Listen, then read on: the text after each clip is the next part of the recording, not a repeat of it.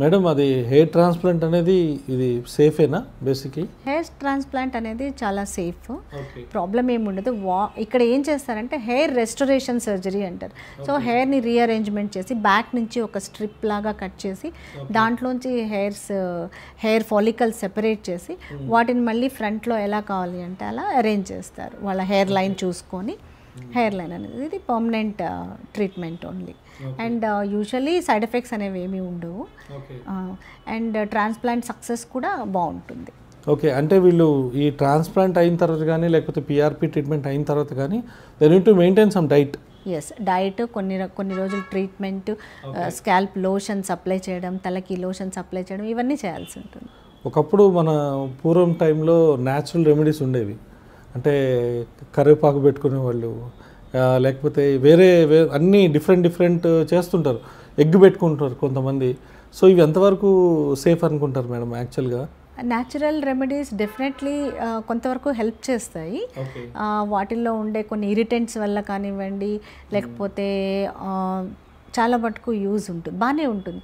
కాకపోతే అది ప్రాపర్గా ప్రిపేర్ చేసుకోకుండా వీళ్ళు హాఫ్ నాలెడ్జ్తో చేసి అప్లై చేస్తే ఒక్కొక్కసారి రియాక్షన్స్ వచ్చి తలలో అంతా కూడా ఎగ్జిమా, తలలోంచి నీరు కారి ఎలర్జీస్ వచ్చి ఇట్లాంటివి వాళ్ళు చాలామంది వస్తుంటారు. సో అల్లం వెల్లుల్లి పేస్ట్ పెట్టేసి అలాగా. సో న్యాచురల్ రెమెడీస్ కూడా ఒక పద్ధతిలో చేసుకుంటే కొంతవరకు యూజ్. వాట్ ఎవర్ మెడికేషన్ మేము ఇచ్చేది ఏంటంటే దట్ ఈజ్ ఫ్రమ్ న్యాచురల్ దీనిలోంచి, కానీ రిఫైన్డ్ ఉంటుంది. సో అంత ప్రాబ్లం రాదు. అయితే హెయిర్ లవర్స్ ఉన్నారు, అందరికీ ఇష్టమే జుట్టు అంటే. సో మా వ్యూవర్స్కి ఏం చెప్పాలనుకుంటున్నారు?